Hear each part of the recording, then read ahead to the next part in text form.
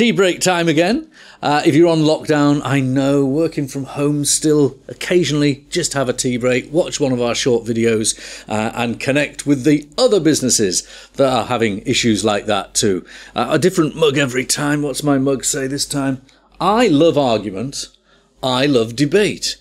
I don't expect anyone to just sit there and agree with me. That's not their job. That's a quote from Margaret Thatcher. So it applies to me in my office. Everyone has an argument with me. And I do like a debate. But we get there in the end. Now we've got two people on the line to talk about something completely different in this set of tea break chats. Employability for people who have issues with autism. And I've got on the line from Daisy Chain, the charity, Tracy Wright, and also recruitment specialist Patrick Lonergan. Daisy Chain, let's start that again.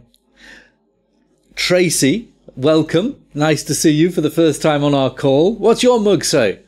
Good morning. So it actually says Meet Max.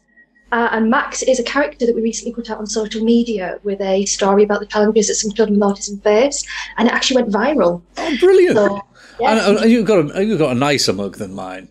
I'm there prompting debate and argument in my office, all for good reasons, not for argument's sake. What about you? What have you got?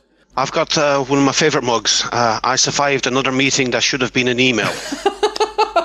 I hope that doesn't apply to this meeting, but it's a cracking book. No, of course not. Tracy, let's talk about Daisy Chain. First of all, an overview of what Daisy Chain is.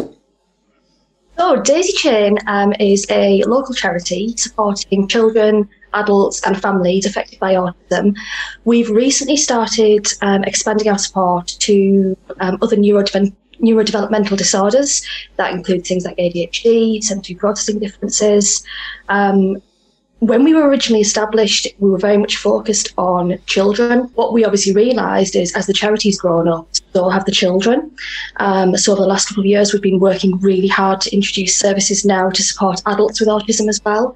You know, when you turn 18, your autism doesn't stop, but the services do. So, you know, we're working really hard to ensure that that support is still in place, kind of going forward. Well, I know that Daisy Chain is highly regarded. It's based in Tees Valley, but it has a national sort of footprint and it is nationally recognised. But let's focus today, if you're all right about this, on this employability programme, because I want to hear what Patrick has to say about this as well. It's supporting young adults with autism. Tell us what kind of things you do to help them. So we do two approaches. First of all is with the individual themselves. We will work with them on their employability skills. So we'll look at helping them with interview techniques, the CVs, seeing if we can get them a bit of work experience, a bit of, we do supported work placements. We also then work with organisations to give them the training so that they've got the awareness and understanding of how to support an individual with autism in the workplace. There can be some misconceptions around autism. People think that it can be quite a negative thing. They've got to make loads of adaptations. There's going to be issues. There's going to be meltdowns. But actually, for many, many individuals with autism, they bring some incredible skills with just some minor adjustments on considerations within the workplace. They can become incredible employees. And when you go through these programs and help people with their CVs and so on, do you manage to get employers to fully understand the potential? Absolutely. We've had some brilliant success stories of individuals who have gone through our employability programme and through our links with employers and now in paid employment. There's been research done on the number of individuals with autism who are actually in full-time employment, and it's a really, really low number. The number of autistic adults who actually want to be in employment is significantly higher. So amazing that these employers are actually taking on board what we're saying and working with us to give the individuals this opportunity to become really amazing employees. That's great. Okay, well, Daisy, let's talk to Patrick, the recruitment specialist, Patrick Lonergan Recruitment. Great guy, based in the Tees Valley. Now, you recruit primarily for businesses, private sector organisations.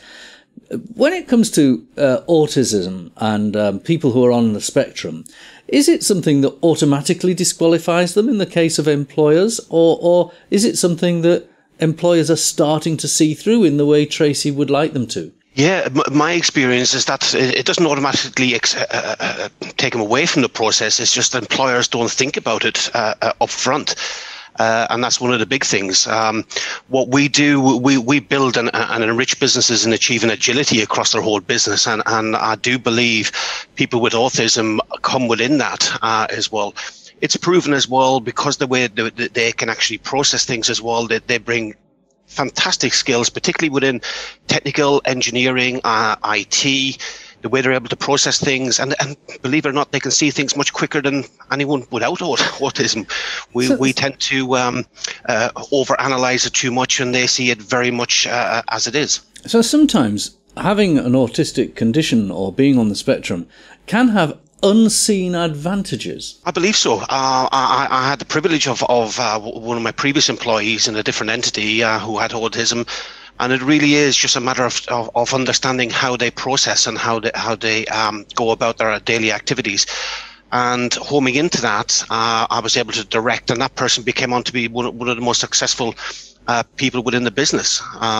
So there's definitely a place. It's just a matter of learning and training on how to support someone with autism. Tracy, does that echo the kind of experiences you've had with people who've been through your programme successfully? Absolutely, yeah. I mean, we've got a young man who is working at Cummins now.